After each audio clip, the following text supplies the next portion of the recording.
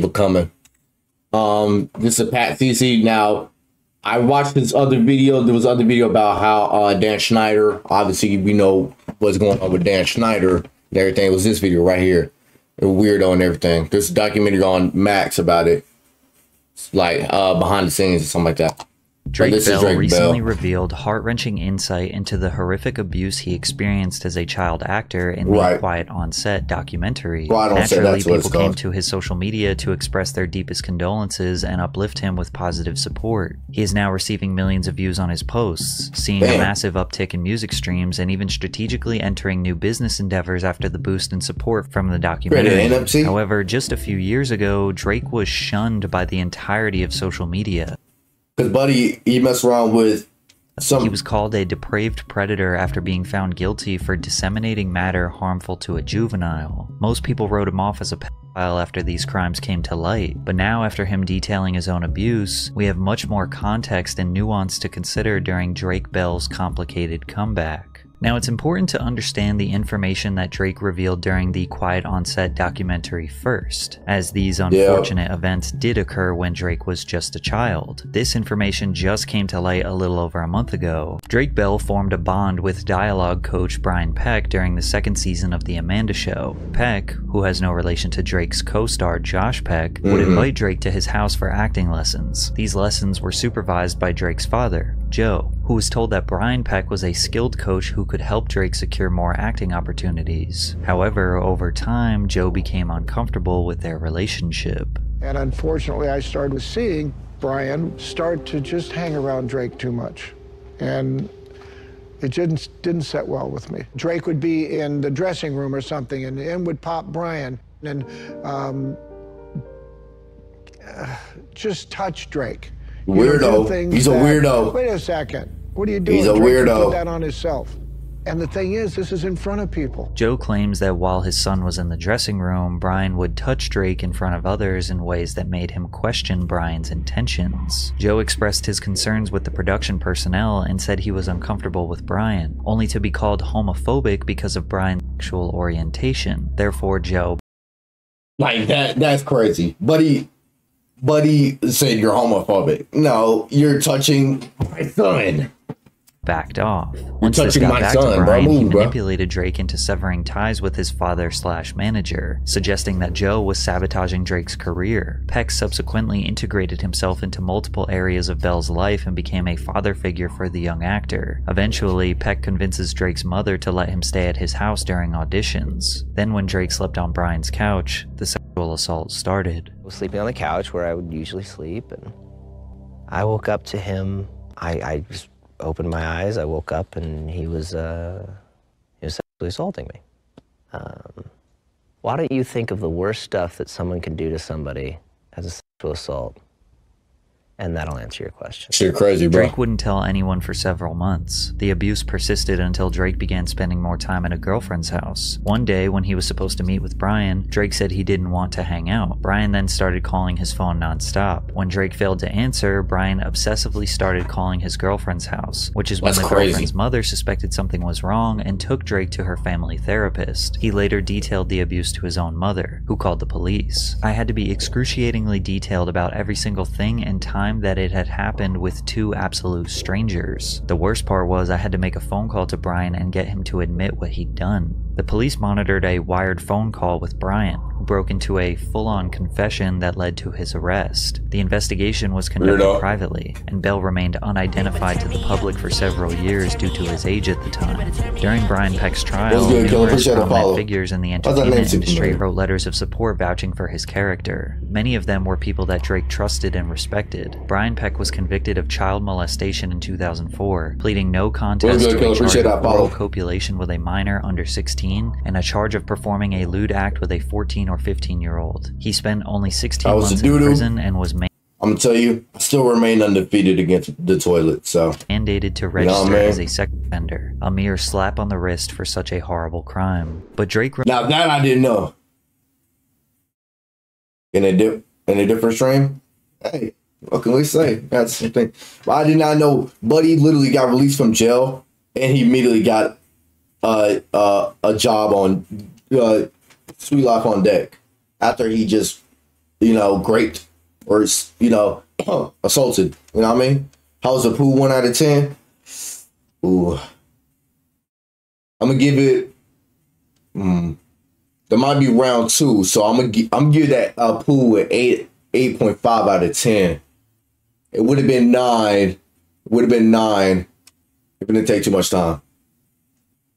Remained strong and would go on to star in his own buddy Boy, comedy got a flight to sitcom Drake and ATL Friday. Josh, which is what all of us know and love him for today. After the show ended in 2006, Drake Bell seemed to disappear from the spotlight, and that's partially due to the terrible car accident that Drake was in that almost cost him his life. I know if I suffered injuries that bad, I would be searching for a good lawyer. Your injury could be worth millions, and Morgan & Morgan doesn't settle for Pat.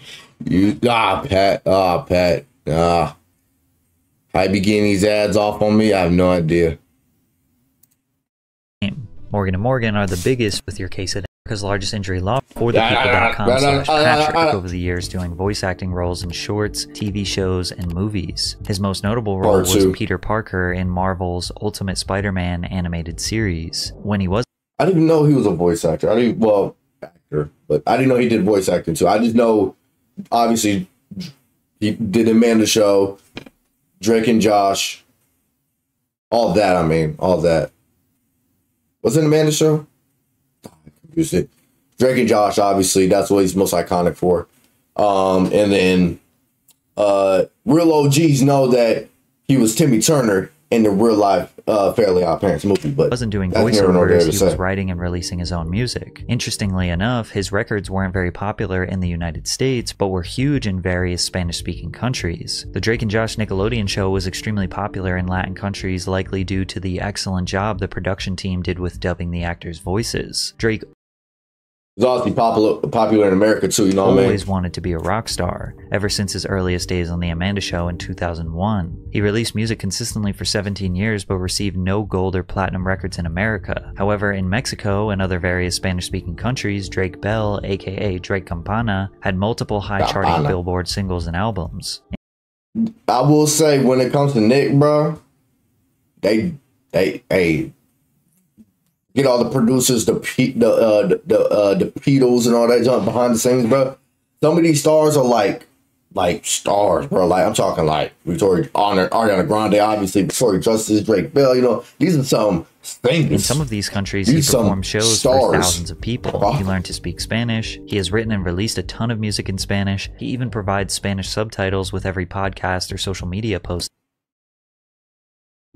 Nah, this is where Buddy became a YouTuber. He makes. People have joked on social media that he ran away to Mexico to avoid charges of his 2020 crimes, when in reality he was more successful there for over a decade and probably made most of his income in Latin-speaking countries. But over the years, we slowly saw Drake's life unravel a bit. In 2010, Drake was charged with driving under the influence. He was subsequently released on a $20,000 bond and pleaded not guilty. In 2014, he filed for bankruptcy after owing the IRS over $500,000 in taxes. The next year, police officers in Glendale, Los Angeles noticed Drake's car drifting lanes at an unsafe speed. The officers pulled Bell over and reported him smelling of alcohol before conducting a field sobriety test, which he failed. They promptly arrested him under suspicion of driving under the influence. Bell decided to plead guilty and was sentenced to 4 days in jail and 4 years probation, and he would be required to attend an alcohol education program. He only served 1 day in jail for good behavior. The following year, he posted 2 tweets about he was not invited to Josh Peck's wedding, which sent the media into a frenzy speculating that Drake and Josh had some sort of falling out. But a couple months later, they reassured everyone that there was no bad blood between them, and they even did some YouTube content together. In 2018 and 2019, they made a number of different content pieces together that secured millions of views. It really seemed like their relationship was as good as it can get, but you should know.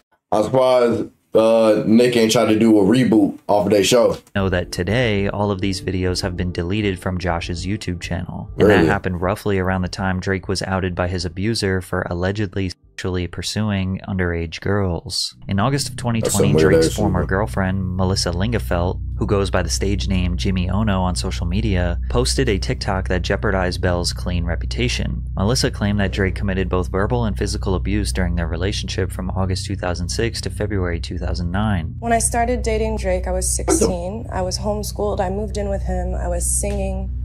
It wasn't until about a year when the verbal abuse started. And when I say verbal abuse, Imagine the worst type of verbal abuse you could ever imagine, and that was what I got. It then turned into physical, hitting, throwing. I ain't gonna lie.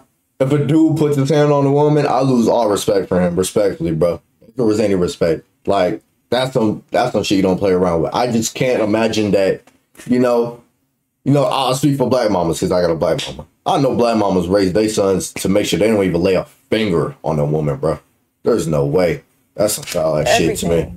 Like the pinnacle of it, he dragged me shit down the pisses me off. I ain't of gonna our care, house bro. in Los Feliz. My face hit every step on the way down. I have photos of this. I don't even want to get into the underage girls thing. I mean, Boy, if I have if I have a daughter and a nigga laying hand, but I'm scared. As if the allegations of physical abuse weren't shocking enough, Melissa hinting that he was somehow involved with underage girls set the internet on fire. Drake vehemently denied ever abusing Melissa. As our relationship ended more than a decade ago, we unfortunately both called each other terrible names, as often happens when couples are breaking up, but that is it. Clearly, Melissa still felt close enough to me just last year that she was comfortable reaching out. I did not say that. I say you have black tendencies.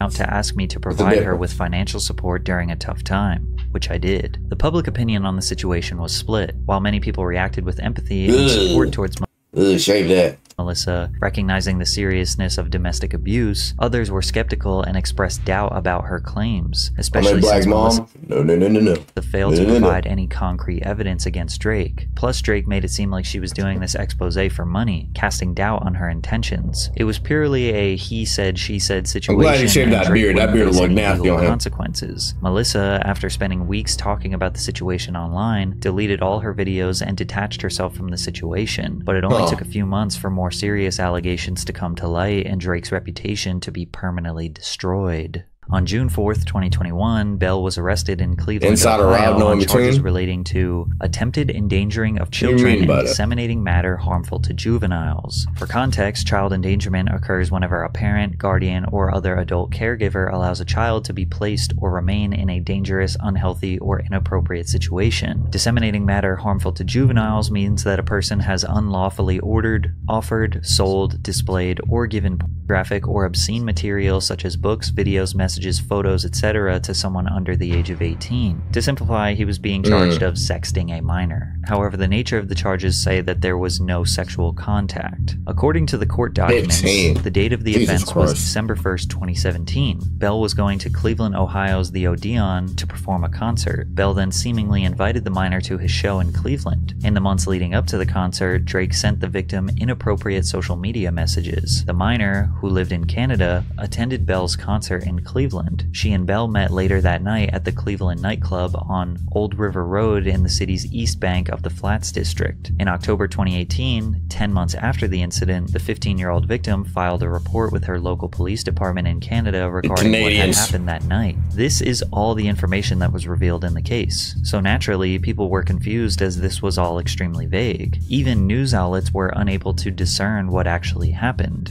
Disseminating matter harmful to children. Jared Bell. We don't have information on exactly what that is, but you can imagine a relationship between a 15-year-old girl and a 34-year-old man.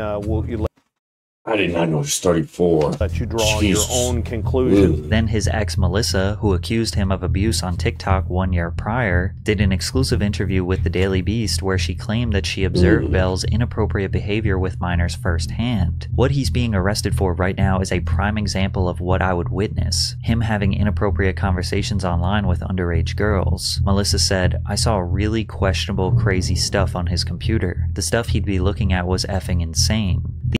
But he had a hard drive. These statements combined with the extremely vague court case details fueled the narrative that Drake was a pedophile. Now, it's important to consider that as soon as the victim reported Drake in October of 2018, Canadian authorities and Cleveland authorities promptly started an investigation. This investigation lasted 18 months, gathering all the evidence, photos, screenshots, and multiple statements from the victim to build a case against Bell. They even gained access to Drake's Instagram, Snapchat, laptops, everything they could. We don't technically know what they found, but whatever it was enough to cause Drake to enter a plea deal instead of going to trial. And on June 23, 2021, he pled guilty to attempted child endangerment. So remember, all the details regarding his case were extremely vague, and then on top of that, he pleads guilty. So now everyone in the public is just extra convinced that he is a pedophile, but it somehow got even worse. Drake's sentencing was conducted over Zoom and then posted on YouTube. During this sentencing, the victim made an impact. I shouldn't laugh. This is probably a bad thing to laugh at, bro. Buddy got sentenced to jail on Zoom.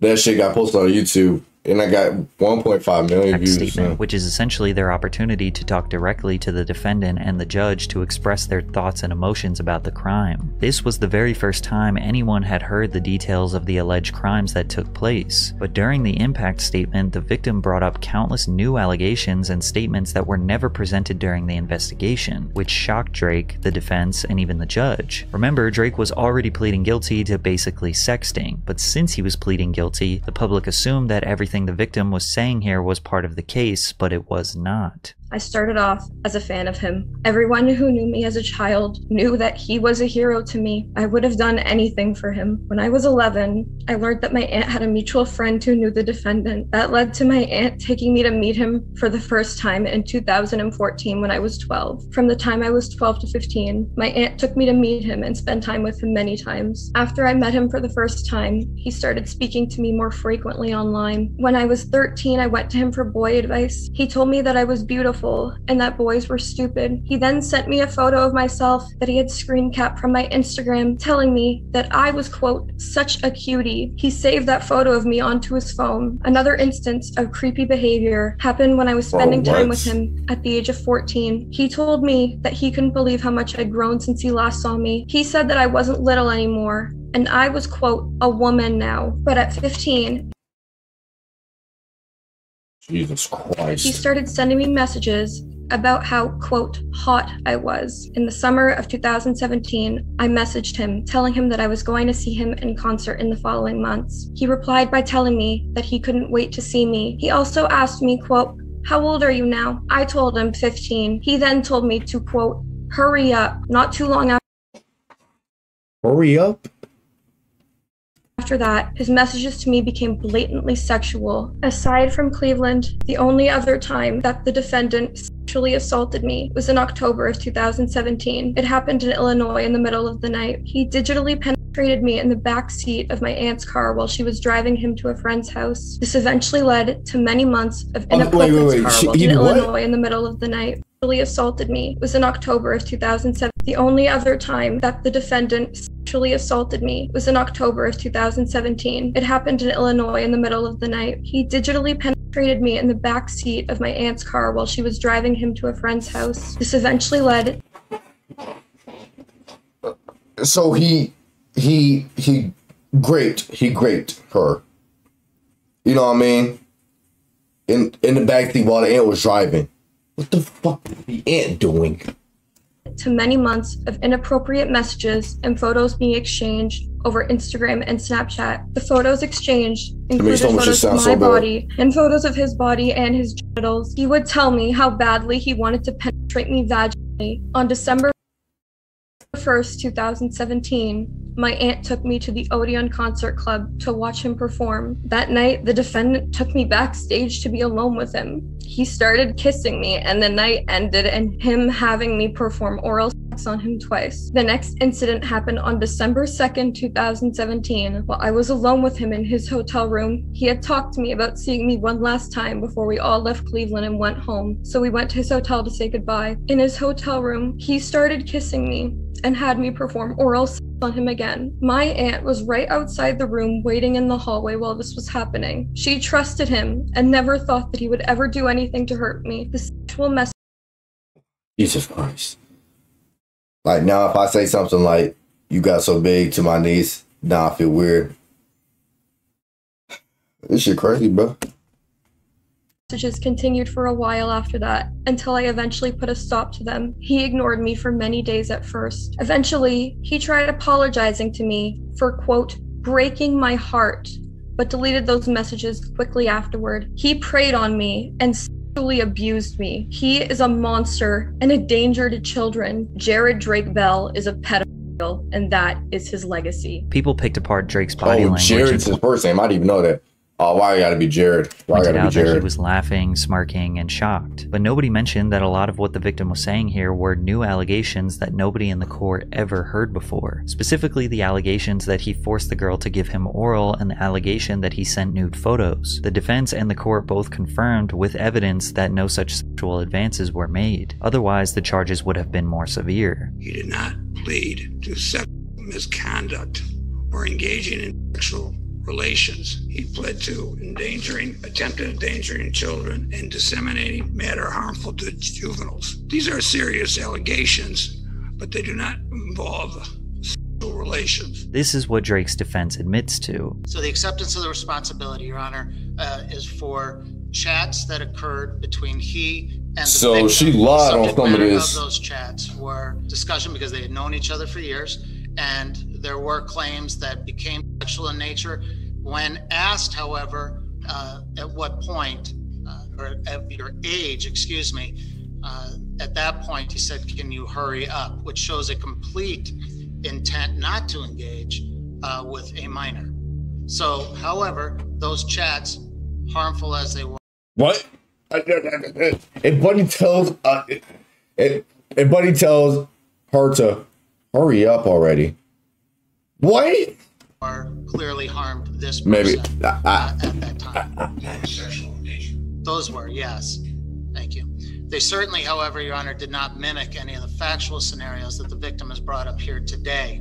And again, I have to emphasize the fact that once the age was known, that terminated at that point, saying hurry up with the age. But I will say this, at the start, he may not have known. He did learn of the age at a later time, Your Honor, and that is why he's accepting the plea. Basically, Drake admits to conversing with a minor for years, even though he says he didn't know her age. Those conversations eventually turned sexual. Then when he asked for her age, she told him 15 and he said hurry up, then stopped all communication. When Drake stopped conversing with her, they claimed that flipped the young girl's world upside down and she started going after Drake's wife and threatening to expose him. They basically paint her as a crazy, obsessed, and jealous fan, which we don't really know if that's true or not. We can't say the victim is lying, and we don't know what evidence was found during the investigation because almost none of it was revealed to the public. But we do know she was bringing up new allegations in her impact statement that she did not formally bring up during the 18-month investigation. Therefore, they cannot be legally considered during sentencing. It's up for you to decide if she was just an obsessed fan that was jealous and trying to ruin his reputation,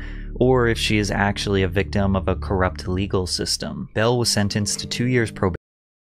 Basically saying they don't know if she was lying or not. Like, she could be telling the truth, and this whole time we don't know. But according to the case, to his case, she's lying. 200 hours of community service in California, and cannot have any contact with the victim. He was not required to register as a sex offender. At the time, the public looked at Drake as a pedophile who got off with a slap on the wrist. I remember this whole thing going down, yeah. Tried countless times to proclaim his innocence, but it didn't work. They claimed he fled to Mexico to avoid punishment when we established before that his career had always thrived in Mexico. Shortly after the sentencing, Josh Peck went on multiple podcasts claiming that him and Drake were never friends, and that they didn't really know each other off set. They were just co-workers who went their separate ways. And when I did my own research into the story, it seemed like a bold-faced lie, and Josh was trying to separate himself from Drake to avoid backlash. From there, Drake's life began spiraling out of control. On December 7th, 2022, eyewitnesses caught Drake in the driver's seat of his car inhaling a substance out of balloons while his toddler son and wife were in the back seat. The very next day, another eyewitness report captured him outside of a vape shop inhaling a blue balloon with his child in the back seat. At the time, Bell was still on probation for attempted child endangerment and was seemingly engaging in a recreational substance known as whippets, where people inhale nitrous oxide from balloons, causing them to experience euphoria, hallucinogenic states, and relaxation. This drug is So also high. extremely addictive and dangerous. The weird behavior continued on April 13th, 2023, when the never Daytona knew Beach this. Police Department listed Drake Bell as missing and said he had been last seen before 9 p.m. on April That's 12th when he in the went area missing, of yep. Mainland High School. The department's post noted what car Drake was likely driving, a 2022 gray BMW, and boy had said a he baby. could be considered missing and endangered. TMZ obtained a 911 call where someone from Orlando PD explained why police were deeply concerned for Bell's well-being. Basically, there is a celebrity who had a falling out with his wife.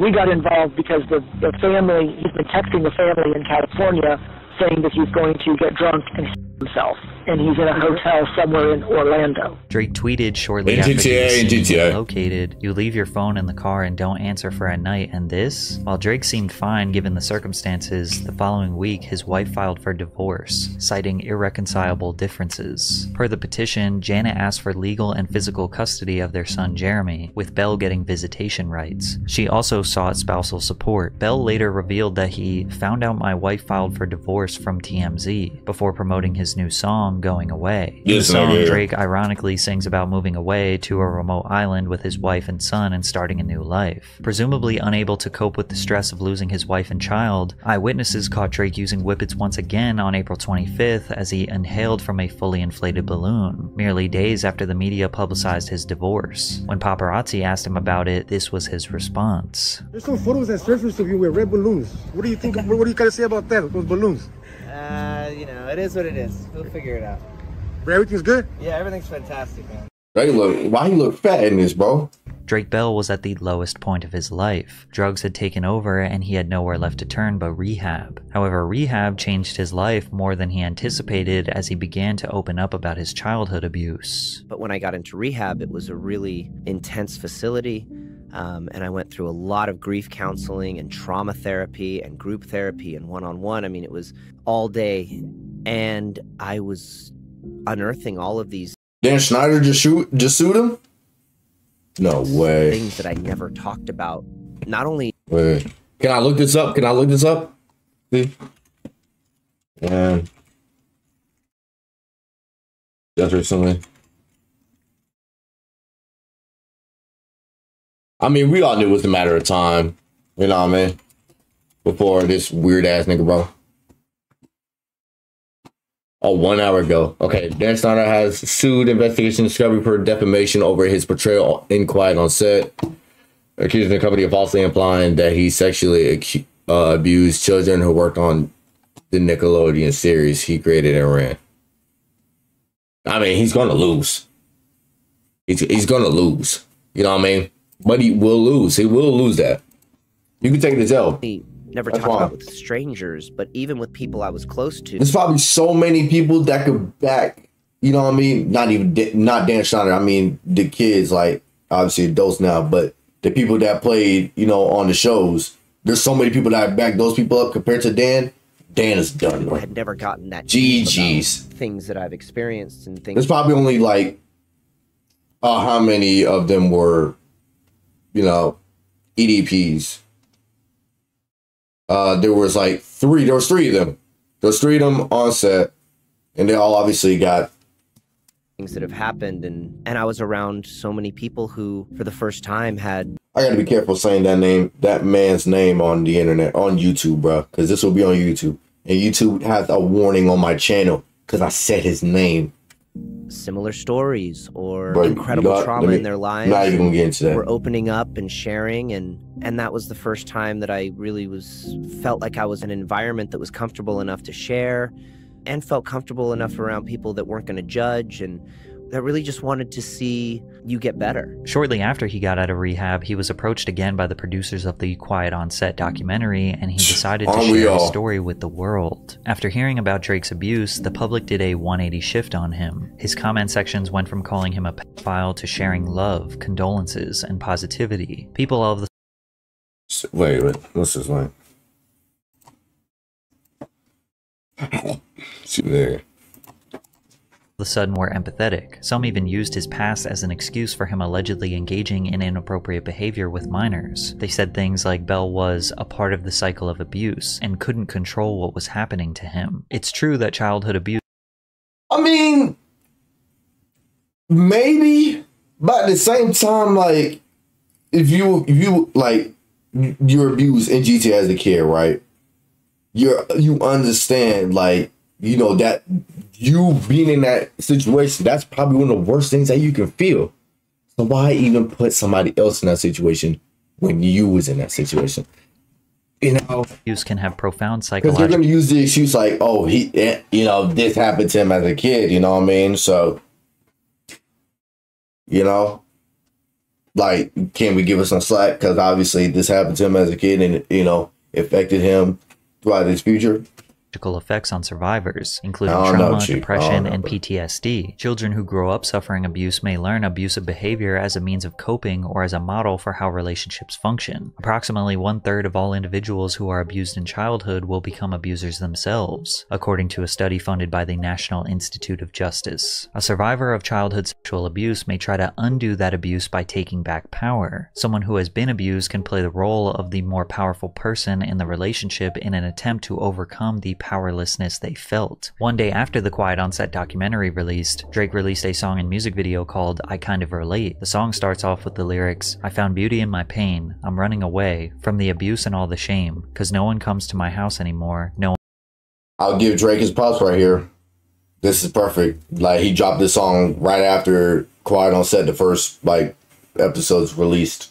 That's smart. One knocks on my door. That's smart. These lyrics are complemented with a visual of him as a child entering his on-set trailer with a grown man who likely represents Brian Peck, his abuser. Then the track quickly transitions to his infamous 2006 car crash, where 19-year-old Drake Bell was stopped at a red light and a driver fell asleep at the wheel going 60 miles per hour, then crashed into his 1966 Mustang head-on. Bell broke his jaw in 3 places, fractured his neck, and lost a bunch of teeth. The song continues, "I lost my path so long ago. In 2008, I found love in Mexico, because no one wants to hear me in the States, so I'm running away." However, Bell releasing this music video after the documentary made some people think he was being disingenuous, that he was essentially capitalizing off the publicity to sell a record. Others pointed out that he has been writing about the abuse in his music for years, like in his 2006 song In the End, where he wrote, "The monsters in your head have left you all to yourself. It's alright if ugly little things remind you of how it felt. Another day no one tells you what it means, what's in your way and poisoning your dreams, the darkest place that you've ever been." Or in his 2020 track, What Is Wrong? I wouldn't know. I don't throw on Drake Bell. "Well, I wish I was a kid again. I would laugh and play like we did back then. Would I be afraid of all the monsters who just left me here in these abandoned rooms?" We all know that artists write music based on their real life experiences, and this is Drake Bell's story to tell. Did he pre-plan this song and video to drop at the same time this documentary came out for strategic business purposes? He absolutely did. But it's pretty safe to assume that Drake would 100 out of 100 times choose to not have experienced this horrific trauma. He would have rather had a normal childhood. And if the tiny benefit is that he can make a song about his pain, then so be it. You could also argue that all the people who didn't want to hear his story until he came out about his own abuse are more disingenuous. Plus, the people that made the documentary are profiting off his story. Every YouTuber and TikToker and Twitch streamer talking about it are making money from it. That does not diminish or devalue the seriousness of his experience. From there, enraged fans began attacking his co-star Josh Peck, bombarding his comment section with hate, calling him an accomplice, and placing blame on him for Drake's abuse. They just somehow believed that Josh was complicit or aware of Drake's situation. Josh did make a statement on Instagram that he reached out to Drake privately and showed his support for the survivors that spoke out. Drake even asked supporters to take it easy on Josh. But he has reached out to talk with me and help me work through this, and has been really, really great. So I just wanted to let you guys know that and to take it a little easy on him. Drake asking people to give Josh grace is especially profound considering Josh threw him under the bus when Drake's allegations came to light. But Josh wasn't the only one receiving attacks. Fans went as far as attacking both of Drake's previous accusers, sending them threats and claiming that they were liars trying to use Bell for publicity. After Quiet on Set, many die-hard Drake Bell fans seem to think that he is 100% innocent, but the reality is that two things can be true at the same time. Drake can be a victim and a predator. It's okay to be empathetic and understanding towards Drake the child while also holding Drake the adult accountable for previous actions. Understanding all the context in this type of situation is important to prevent it from happening again. Nothing is ever black and white in this world, so you have to use all of this information given in the video to determine who you think Drake Bell truly is. I know who Drake Bell is. I know who that nigga is. Good video, Pat. That's a great video. I ain't gonna lie.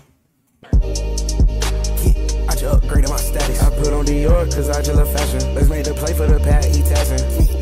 Told her I should better die. I take my cut from the back.